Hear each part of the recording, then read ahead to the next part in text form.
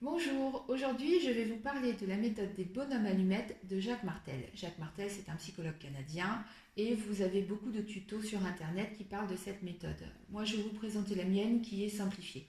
C'est une méthode que j'utilise au cabinet assez souvent, par exemple pour des personnes qui viennent me voir pour perdre du poids et après quelques kilos perdus qui bloquent à un seuil psychologique même s'il reste du poids à perdre, ou pour une dame qui n'arrive pas à tomber enceinte après une fausse couche par exemple.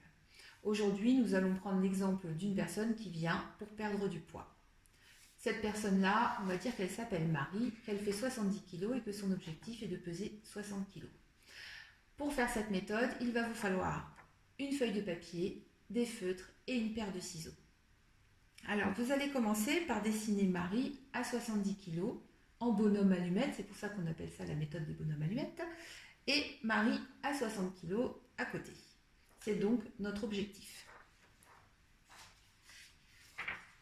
Ensuite, vous allez entourer les deux bonhommes d'un cercle de lumière et faire un troisième cercle de lumière autour de ces deux bonhommes.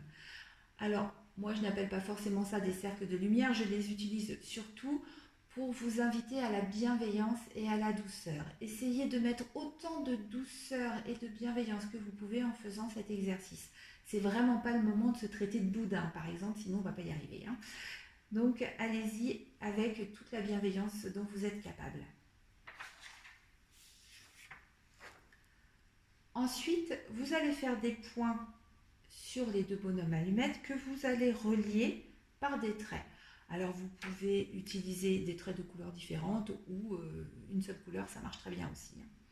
Ces traits symbolisent les liens conscients et inconscients qui lient les deux bonhommes, c'est-à-dire que ce sont tous les blocages conscients et inconscients liés à la situation. Donc tout ce qui va empêcher Marie de passer de 70 kg à 60 kg. Étant donné que ce sont des blocages conscients et inconscients, j'ai l'habitude, moi personnellement, d'en laisser certains sans rien de marqué dessus. Donc les blocages conscients, on va les nommer.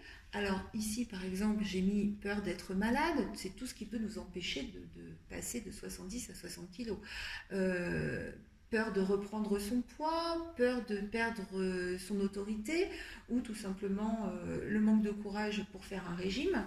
Ça, ce sont les blocages conscients que l'on connaît, mais j'ai laissé des traits sans les nommer puisque ce sont des blocages inconscients. Donc comme ils sont inconscients, on ne sait pas du tout de quoi il s'agit.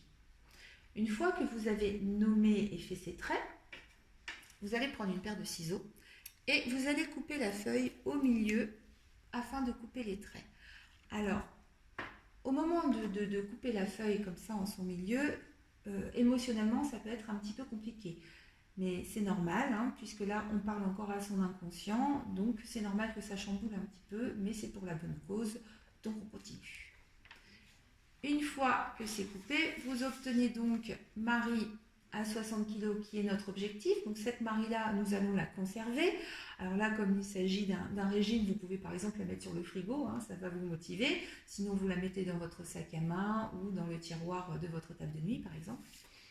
Et la Marie à 70 kg, celle-ci on aimerait bien s'en débarrasser, donc on va la jeter ou la brûler, enfin vous vous en débarrassez comme vous le sentez. Voilà, donc cette méthode, vous pouvez l'utiliser avec vous-même, comme on vient de le faire là. Dans le cas d'une fausse couche, par exemple, eh bien, pour faire son deuil, nous allons utiliser la même méthode.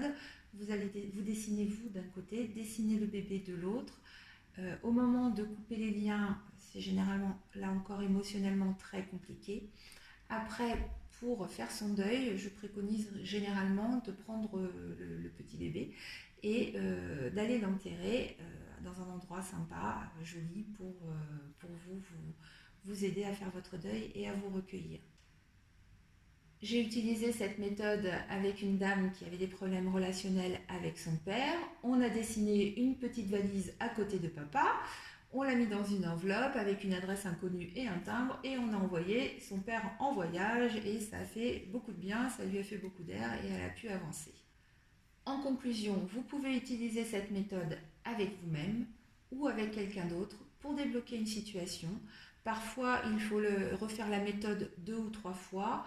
Des fois, c'est aussi émotionnellement compliqué, hein, comme je vous l'ai dit, mais c'est très efficace.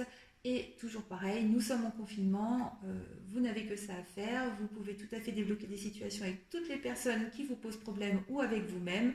Le tout, c'est de piquer les feutres à vos enfants et de vous y mettre.